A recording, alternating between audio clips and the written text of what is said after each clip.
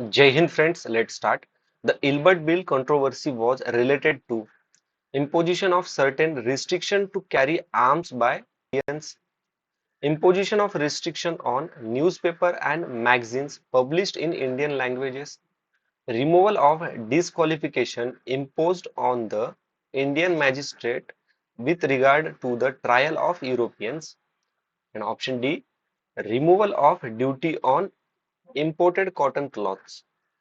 ठीक है, तो इसका सही आंसर है ऑप्शन नंबर सी। ठीक है, अभी ये इल्बर्ट बिल इंट्रोड्यूस किसने किया था? तो इल्बर्ट बिल इंट्रोड्यूस किया था लॉर्ड रिपन ने। ठीक है, कब किया था? 1883 को। ओके, अभी स्टेटमेंट नंबर बी को देखते हैं। Imposition of restriction on newspaper and magazine publish in Indian languages. तो इसका मेंशन तो हमें वर्नाकुलर प्रेस एक्ट 1878 में मिलता है। अभी ये वर्नाकुलर प्रेस एक्ट किसने इंट्रोड्यूस किया था? तो ये इंट्रोड्यूस किया था लॉर्ड लाइटन ने।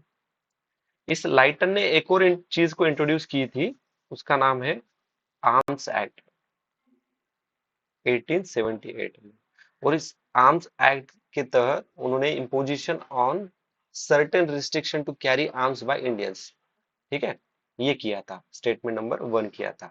ये क्यों किया था? क्योंकि आफ्टर द रिवॉल्ट ना, 1857 का जो रिवॉल्ट हुआ था, तो ब्रिटिशर कोई चांस लेना नहीं चाहते थे। ठीक है, उसके बाद अभी देखो, ये वर्नाकुलर एक्ट तो इसने इंट्रोड्यूस किया लाइटन ने, बट ये जो रिपन है ना, इस रिपन ने 1882 को ये वर्नाकुलर प्रेस एक्ट को रिपल कर दिया था। ठीक है, खारिज कर दिया था। इस रिपन ने आ, इस रिपन को ना father of Indian local government भी कहा जाता है, क्योंकि इसने लोकल सेल्फ गवर्नमेंट को इंट्रोड्यूस किया था 1882 को। ठीक है, और इसने एक कमिटी भी कमीशन भी बिठाया था, उसका नाम है Hunter commission for education. Hunter commission for education. ठीक है, तो अभी नेक्स्ट क्वेश्चन डिस्कस करते हैं। एक चीज भूल गया मैं, ये लॉर्ड रिपन ने ही ना फर्स्ट फैक्ट्री एक्ट भी इंट्रोड्यूस किया था। ठीक है, 1881 को। ठीक है, अभी question number 82। The rise in general level of prices में be causes by. Correct answer कौन सा है? Rise in general level of prices में कॉजेस बाय। अभी मुझे बताओ, राइज इन प्राइजेस मतलब क्या? इन्फ्लेशन आ, राइज इन प्राइजेस मतलब इन्फ्लेशन। तो ये पूछ के आ रहे हैं हमें, इन्फ्लेशन होने के कारण कौन कौन से? Okay, what are the causes of inflation? ठीक है, तो इन्फ्लेशन किस चीज से होता है? जब प्राइस बढ़ जाती है और डिमांड कम हो जाती है, तो इन्फ्लेशन आ जाता है। उसके बाद अगर सप्लाई कम हुआ और डिमांड बढ़ गई, तो भी इन्फ्लेशन आता है। ठीक है, ये कुछ बेसिक फैक्ट है। अभी देखते हैं स्टेटमेंट की तरफ। N increase in money supply. अभी देखो, ये बंदा है, इसके पास पैसा आ गया, मतलब इसको जॉब लग गया, तो इसके पास पैसा आने वाला है। तो ये पैसा क्या करेगा? ये खर्च करेगा पैसा। ये पैसा खर्च करेगा, कहाँ पे खर्च करेगा? मार्केट में करेगा। मतलब वो क्या करेगा? इकोनॉमी में अपना पार्टिसिपेट करेगा। ठीक है, डिमांड एंड सप्लाई वाला रूल होगा। तो अभी हमने क्या देखा था? मनी इंक्रीज होने के बाद क्या होता? इन्फ्लेशन आता है। ओके, लेवल ऑफ प्राइस बढ़ गई, मतलब इन्फ्लेशन आ गया। तो स्टेटमेंट नंबर वन तो सही है। ठीक है, स्टेटमेंट नंबर टू को देखते हैं। Decrease in aggregate level of output. देखो, इस चीज इसके वजह से क्या होता है? कॉस्ट पुश इन्फ्लेशन बढ़ जाता है, क्रिएट होता है। अभी ये कॉस्ट पुश इन्फ्लेशन कब आता है? व्हेन कॉस्ट पुश इन्फ्लेशन कम, जब कॉस्ट ऑफ प्रोडक्शन इंक्रीज होती है। ठीक है, मतलब सपोज एग्जांपल के लिए, एक पेन है ना, तो ये पेन बनने के लिए 2 रुपए लगते थे। ओके, पूरा प्रोडक्शन बट अभी इस पेन को बनने के लिए 4 रुपए लग रहे हैं। तो जाहिर सी बात है, ये 2 रुपए पहले 5 रुपए को बेचता था, तो अभी ये 10 या फिर 15 रुपए को बेचेगा। ठीक है, कॉस्ट ऑफ प्रोडक्शन इंक्रीज हो गया तो क्या होगा, उसकी प्राइस भी इंक्रीज होती है। और हम भी अभी हमने पढ़ा था कि प्राइस इंक्रीज, डिमांड कम, तो क्या होगा, इन्फ्लेशन आएगा। तो स्टेटमेंट 2 भी बराबर है। अभी स्टेटमेंट 3 देखो, N increase in the effective demand, increase in effective demand. और अभी हमने देखा है कि जब सप्लाई कम होगा, डिमांड बढ़ जाएगा, तो क्या होगा, तब इन्फ्लेशन आएगा। तो स्टेटमेंट थर्ड भी सही है, आंसर है option number D.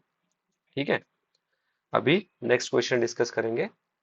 Which one of the following group of item is included in India's foreign exchange reserve.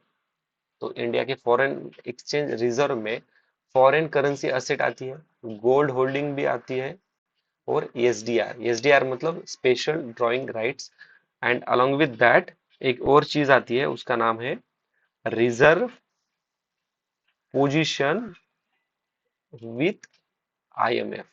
ठीक है, तो आंसर है ऑप्शन नंबर बी। अभी next question, which one of the following is likely to be the most inflationary in its effect. देखो, अभी इस question में वो पूछ रहे हैं हमें कि इन्फ्लेशन आने के रीजंस क्या क्या है। यहाँ पे कॉजेस पूछे थे, यहाँ पे रीजंस पूछ रहे हैं इन्फ्लेशन के। इन्फ्लेशन मतलब राइज इन प्राइसेस। ठीक है, तो स्टेटमेंट ए पढ़ते हैं, रिपेमेंट ऑफ पब्लिक डेब्ट, borrowing from public to finance. अभी पब्लिक टू फाइनेंस बोरोइंग मतलब क्या करना है कि act of borrowing, act of borrowing money from people. ठीक है, तो इससे तो इन्फ्लेशन कम होगा ना। अभी देखो, borrowing from bank to finance budget deficit, इससे भी इन्फ्लेशन डिक्रीज होगा, ओके, कम होगा। ऑप्शन स्टेटमेंट डी को पढ़ते हैं, creating a new money to finance budget deficit. ठीक है, पहले समझ लेते हैं कि बजट डिफिसिट होता क्या है। बजट डिफिसिट, अभी देखो, बजट डेफिसिट मतलब खर्च ज्यादा और आपकी जो इनकम है, अर्निंग है, कम है। अभी बजट डेफिसिट को मैनेज करने के लिए या फिर बजट डेफिसिट से बाहर आने के लिए एक टूल का इस्तेमाल किया जाता है। उस टूल का नाम है डेफिसिट फाइनेंसिंग। डेफिसिट फाइनेंसिंग एक टूल है, और इस टूल्स के जरिए हम क्या क्या कर सकते हैं, मतलब मेथड्स क्या क्या है या फिर वे आउट क्या क्या है बजट डेफिसिट से बाहर आने के लिए। एक तो हम क्या कर सकते हैं, create new currency, new currency बना सकते हैं।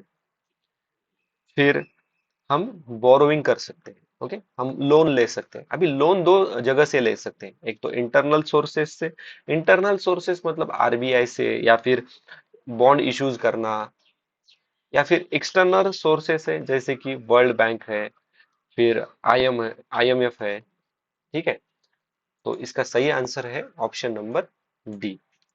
ओके, अब नेक्स्ट क्वेश्चन भी इन्फ्लेशन पर ही डिपेंड है।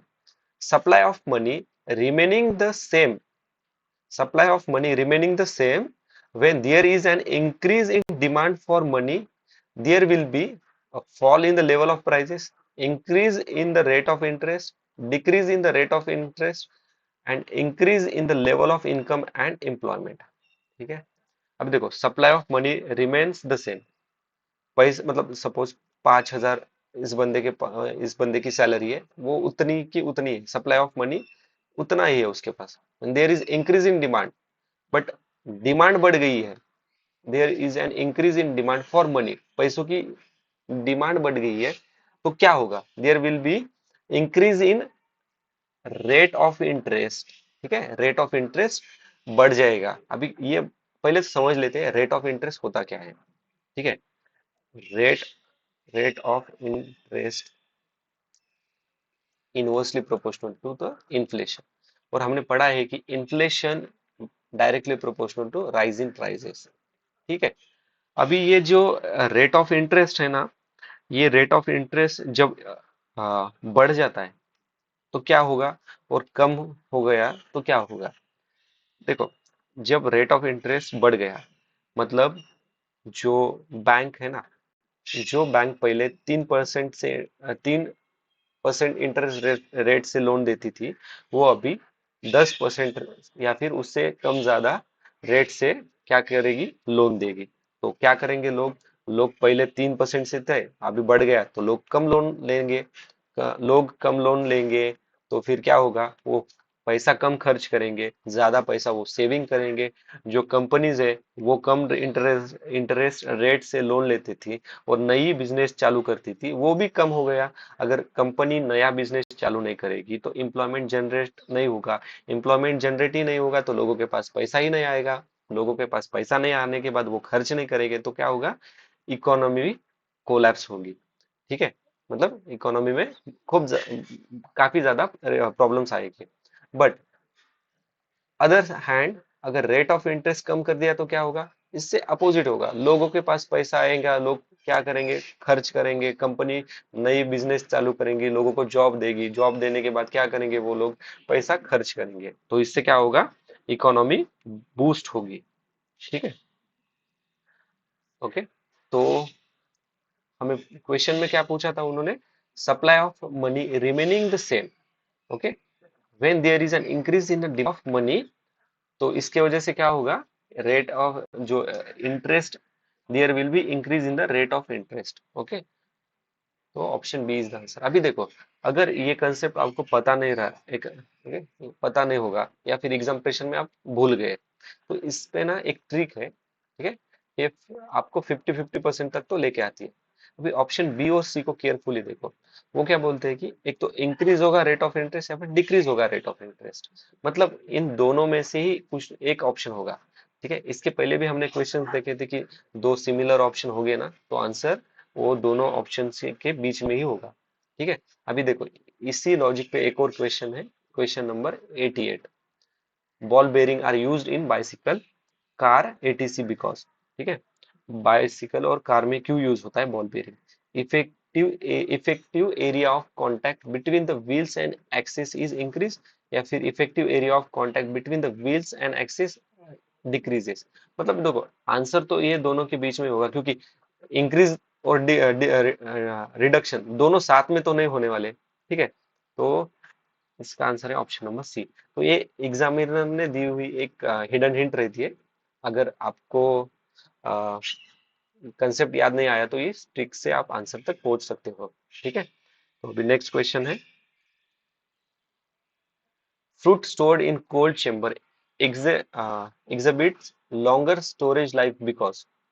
ठीक है, तो इसका सही आंसर है, रेट ऑफ रेस्पिरेशन डिक्रीज होगा। ठीक है, रेट ऑफ रेस्पिरेशन डिक्रीज होगा मतलब क्या होगा, उसकी शेल्फ लाइफ बढ़ जाएगी।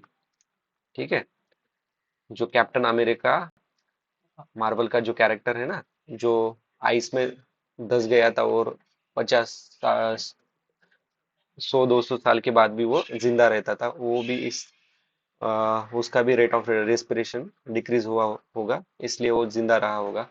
ये कुछ है सही, okay? याद रखने के लिए कैप्टन अमेरिका वाला एग्जांपल याद रखो।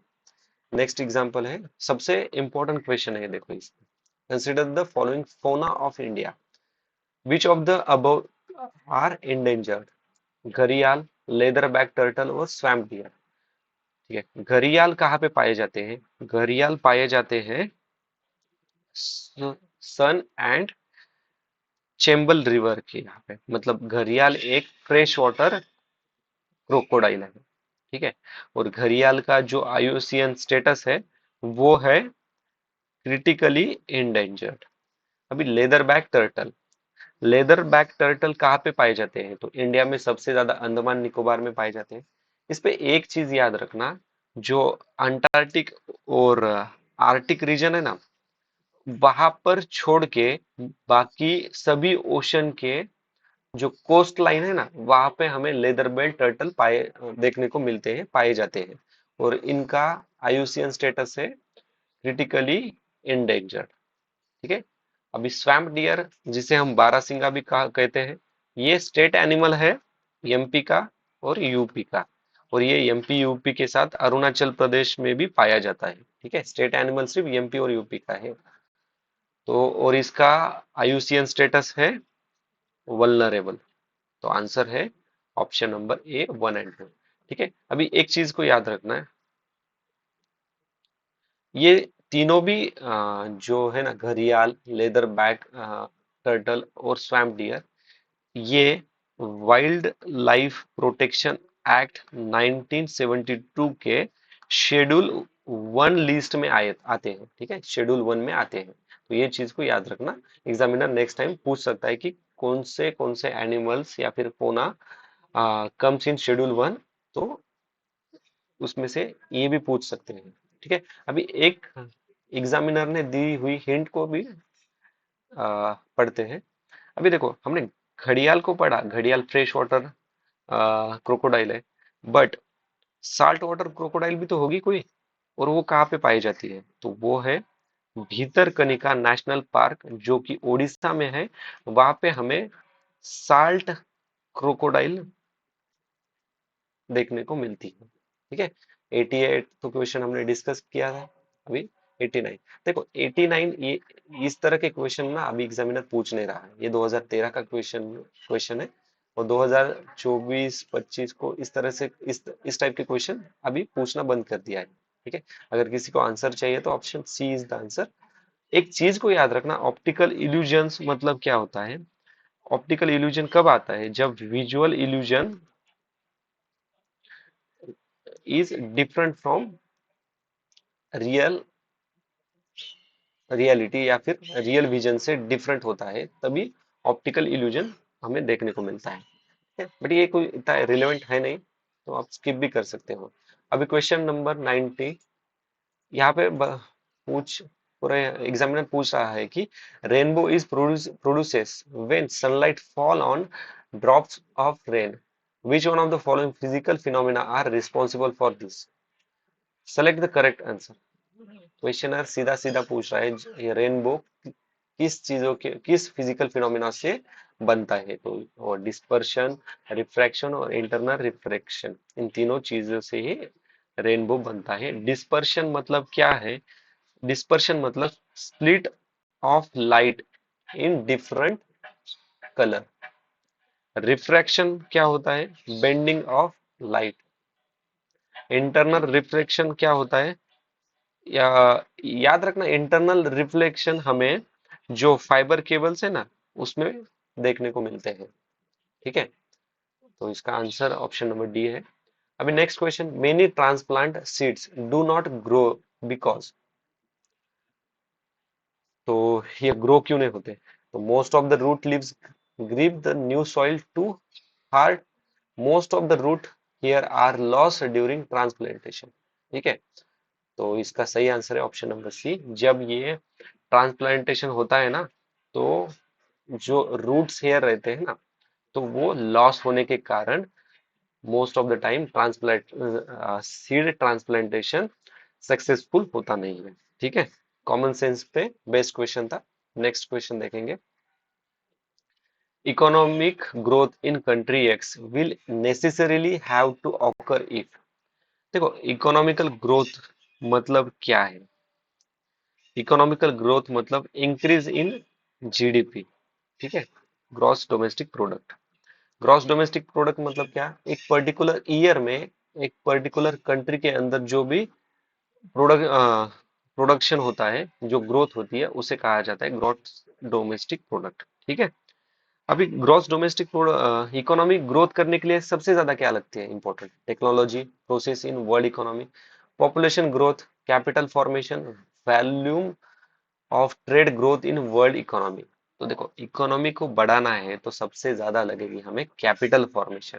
ठीक है, अभी कैपिटल फॉर्मेशन हो क्यों लगती है? देखो, कैपिटल फॉर्मेशन की वजह से क्या होगा, लोग कंपनीज बनाएंगे, ठीक है, नए स्टार्टअप इंट्रोड्यूस करेंगे, तो उससे क्या होगा, लोगों को जॉब मिलेगा, जॉब मिलने के बाद वो पैसे उनको जॉब मिलने के बाद उनको सैलरी मिलेगी, सैलरी मिलने के बाद वो पैसा खर्च करेंगे, मतलब इकोनॉमी में स्पेंड करेंगे, मतलब डिमांड एंड सप्लाई का रूल फॉलो होगा।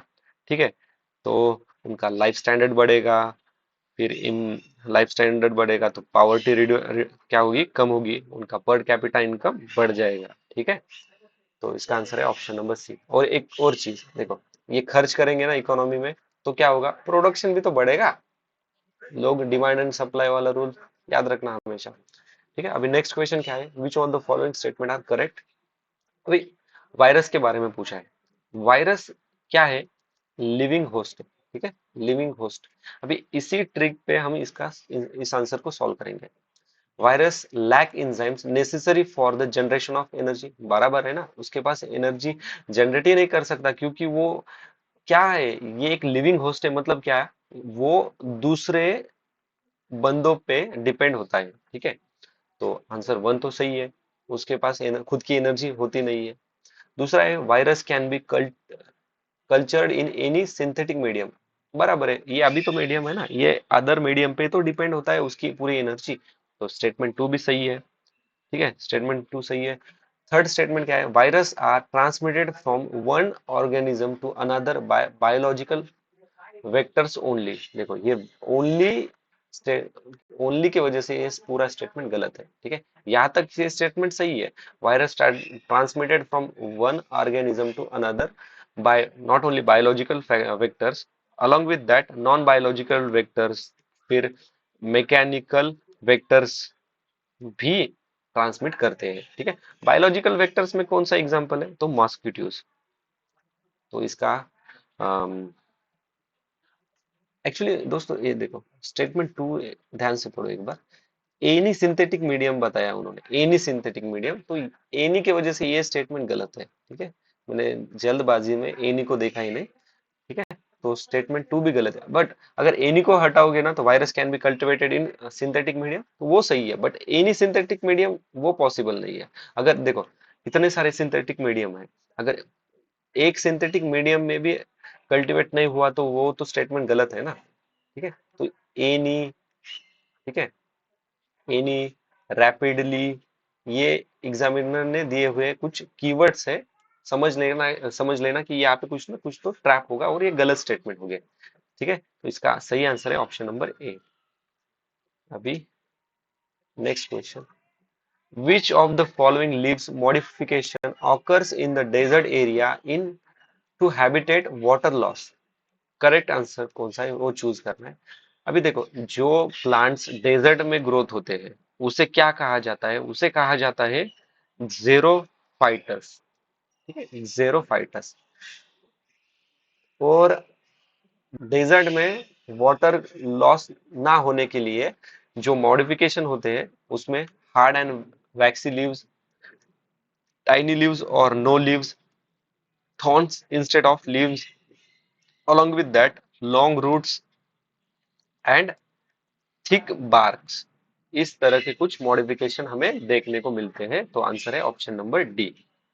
ओके, अभी नेक्स्ट क्वेश्चन क्या है। अभी ये क्वेश्चन देखो, ये क्वेश्चन अभी के लिए इतना रिलेवेंट है नहीं, अगर किसको आंसर चाहिए तो option A is the answer. Next question क्या है, the effort to detect existence of existence of Higgs boson particles have become frequently new in news. What is the importance of discovering this particle? ठीक है, okay, तो statement number तीन से पढ़ेंगे। It will enable us to create better fuel for nuclear fusion, गलत है। It will enable us in the near future to develop the technology of transferring matter from one point to another without transferring the physical space between them. ये तो कुछ time travel के बारे में बता रहा है, ये तो पॉसिबल नहीं है ये तो। ठीक है, तो ये स्टेटमेंट गलत है। अभी बचा स्टेटमेंट वन, और one is the answer. It will enable us to understand to why elementary particles have mass. ठीक है, अभी ये ना बहुत इंपॉर्टेंट टॉपिक है। ओके, हिग्स बोसन, क्योंकि आगे इस पर 2 से 3 पीवाईक्यूज है। ठीक है, तो हिग्स बोसन क्या है, इसको किसने इन्वेंट डिस्कवर किया है, तो इसको डिस्कवर किया है पीटर हिग्स इन 1916। ठीक है, और इसको जो हिग्स पार्टिकल्स है ना, इसे ही गॉड पार्टिकल भी कहा जाता है, और इसका नाम हिग्स बोसॉन पार्टिकल है। और हिग्स बोसन पार्टिकल ये नाम क्यों पड़ा, ये एक तो पीटर हिग्स और इंडियन ओरिजिन के जो साइंटिस्ट हैं सत्येंद्र नाथ बोस, इनके नाम पर इसको हिग्स बोसॉन पार्टिकल नाम दिया हुआ है। ठीक है। अभी ये हिग्स बोसॉन पार्टिकल होता क्या है? एक्चुअली ये part of invisible energy field, ठीक है, जो कि हेल्प करते हैं क्रिएशन ऑफ स्टार्स, फिर प्लैनेट्स को। ठीक है, तो ये कंसेप्ट को याद रखना। अभी अभी नेक्स्ट क्वेश्चन देखेंगे। Okay, biotechnology has been used in rehabilitating degrading sites because myophasia enables the plant to। अभी देखो, ये जो बायोटेक्नोलॉजी है ना, मायो माइकोरहिजल बायोटेक्नोलॉजी, तो माइकोरबिजल, सॉरी फॉर प्रोनाउंसिएशन।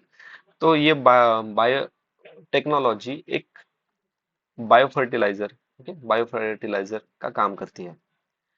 और ये बायो फर्टिलाइजर, अगर बायो फर्टिलाइजर, तो ये क्या करेगी? तो एक तो वो रेजिस्ट करेगी ड्रॉट को, एंड इंक्रीज करेगी एब्जॉर्प्शन एरिया को। वो टॉलरेट करेगी एक्सट्रीम पीएच वैल्यू को, वो रेजिस्ट करेगी डिसीज इन्फेक्शन को। ठीक है, तो ये तीनों भी स्टेटमेंट सही है। अभी याद रखना ये है कि मायोकॉर्हिजल है ना, तो मायोकॉर्हिजल एक, it is a form of symbiotic alliance between, या फिर symbiotic relations between fungi and algae, fungi and fungi and plants. ठीक है, fungi and plants, actually fungi and algae symbiotic relation हमें लाइकन्स में पाया देखने को मिलता है। ठीक है, लाइकन्स एक इन्वायरमेंट इंडिकेटर है। इस पे आगे एक क्वेश्चन है, तब हम और डिस्कस करेंगे। ठीक है, तो इसका सही आंसर है option number D, 1 2 3। Next question, which among the following constitute the National Development Council? Okay, select the correct answer।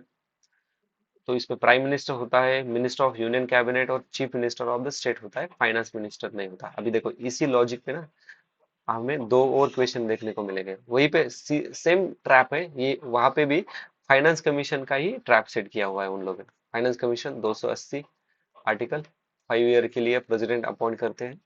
Okay, ये नेशनल डेवलपमेंट काउंसिल कब बनी थी?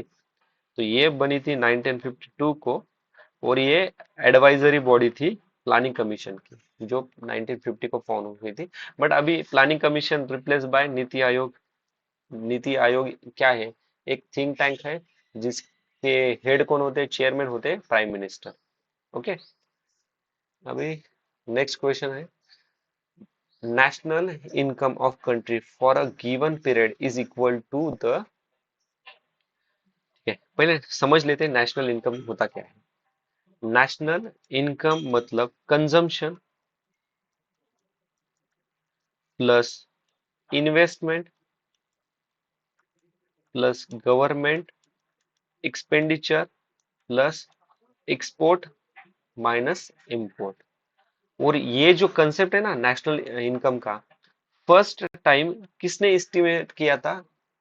तो वो किया था दादा भाई नौरोजी ने 1867 में। ठीक है, वी के आर वी राव, इन्होंने साइंटिफिक रीजन बताए थे इसके 1930 सेंचुरी, 1930 वाले एरा में। और इन्हें ही कहा जाता है father of India, India's national income. ठीक है, तो इसका सही आंसर है money value of final goods and service produces. Okay, अभी नेशनल इनकम के तीन मेथड्स है कैलकुलेशन के। पहला मेथड है इनकम, दूसरा है प्रोडक्शन, और थर्ड मेथड है एक्सपेंडिचर। ठीक है, तो नेक्स्ट टाइम पूछ सकते हैं कि नेशनल इनकम के मेथड कौन कौन से हैं। अभी लास्ट का क्वेश्चन है, which of the following grants direct credit assistance to rural household? Select the correct answer. ठीक है, सबसे इंपॉर्टेंट पॉइंट है, क्योंकि देखो हमें आगे आरआरबी पे, फिर नाबार्ड पे और एलडीबी, इस तीनों पर भी बहुत सारे क्वेश्चन देखने को मिलेंगे। ठीक है, तो अभी इसको डिटेल एनालिसिस करेंगे। पहले समझ लेते कि रीजनल रूरल बैंक तो रीजनल रूरल बैंक जो है वो 1975 को इस्टेब्लिश की थी अंडर द कौन से एक्ट था वो? Regional rural bank act 1976। अभी ये बैंक है ना, किसने तो रिकमेंड किया होगा? तो ये रिकमेंड किया था नरसिम्हन कमीशन या फिर नरसिम्हन कमेटी ने रिकमेंड किया था। आर आरआरबी आरआरबी सुपरवाइज कौन करता है? आरआरबी कंट्रोल कौन करता है? पहले याद रखते हैं कंट्रोल कौन करता है। तो आरबीआई कंट्रोल करता है आरआरबी को, बट सुपरवाइज कौन करता है? तो सुपरवाइज करता है नाबार्ड उसको। ठीक है, नाबार्ड सुपरवाइज करता है। इसमें इक्विटी शेयर्स कितने होते हैं, शेयर होल्डिंग कितनी होती है? तो आरआरबी में सेंटर की 50%, स्टेट की 15% और स्पॉन्सर बैंक की होती है 35%। ठीक है, अभी थोड़ा नाबार्ड के बारे में देखते हैं। सबको पता है नाबार्ड इस्टेब्लिश हुई थी 1982 को। ठीक है, अभी कौन सी कमेटी है जिसने ये रिकमेंड किया था? तो वो नाम है बी शिवरामन कमेटी। ठीक है, ये एक स्टेचुटरी बॉडी है क्योंकि ये national bank for agriculture and rural development act 1981 के तहत बनी थी है। इसके मेन ऑब्जेक्टिव क्या है? तो एग्रीकल्चर, रूरल डेवलपमेंट, फिर एग्रीकल्चर रूरल डेवलपमेंट के लिए लोन प्रोवाइड करना, फिर रिफाइनेंसिंग करना किसको? कमर्शियल बैंक को, फिर स्टेट कोऑपरेटिव बैंक्स को रिफाइनेंस करना, सेंट्रल कोऑपरेटिव बैंक को भी रिफाइनेंस करना, रीजनल रूरल बैंक को भी रिफाइनेंस करना। और इस नाबार्ड सुपरवाइज किन किन बैंक को करती है? Okay, supervision. Question can be asked कि नाबार्ड, या फिर एक स्टेटमेंट बना सकते हैं कि नाबार्ड सुपरवाइज कौन कौन से बैंक्स को करता है? तो याद रखना, एक तो रीजनल रूरल बैंक को करता है, फिर स्टेट कोऑपरेटिव बैंक को, डिस्ट्रिक्ट कंट्रोल कोऑपरेटिव बैंक को भी ये सुपरवाइज करता है। ठीक है, नाबार्ड। अभी ये है land development bank. Land development bank को ही कहा जाता है land more mode mortgage bank, land mortgage bank. ठीक है, तो पहली लैंड मोर्टगेज बैंक या फिर लैंड डेवलपमेंट बैंक कहाँ पे बनी थी? तो वो जी हिंद पंजाब में बनी थी 1920 में। ठीक है, लैंड मोर्टगेज बैंक, जिसे लैंड डेवलपमेंट बैंक भी कहा जाता है। ठीक है, अभी ये जो डेवलपमेंट बैंक है ना, उसके ऑब्जेक्टिव क्या क्या है? तो ये long term loan facility provide करती है। अभी देखो, एग्जामिनर लॉन्ग टर्म के जगह पे शॉर्ट टर्म डाल के ट्रैप बना सकता है। और ये लोन किसको देती है लॉन्ग टर्म के लिए? तो ये फार्मर्स को लोन देती है टू परचेस जो भी इक्विपमेंट रहते हैं ना, मतलब कोई पंप लेना है या फिर ट्रैक्टर्स उसको उनको लेना होगा, या फिर कोई हाई हील्ड वैरायटीज के सीड्स लेने हैं, या फिर जो भी इक्विपमेंट लगता है ना उन्हें फार्मिंग के लिए, उनके लिए ये लैंड डेवलपमेंट बैंक लोन देती है। ठीक है, तो इसका सही आंसर है ऑप्शन नंबर सी, 1 और 3। ओके, तो दोस्तों अभी बाकी के क्वेश्चंस नेक्स्ट वीडियो में डिस्कस करते हैं। अगर आपको कोई डाउट या फिर क्वेश्चन है या फिर आपका कोई सजेशन है तो प्लीज कमेंट बॉक्स में मेंशन कीजिए। Thanks for watching, see you in next video. Jai Hind.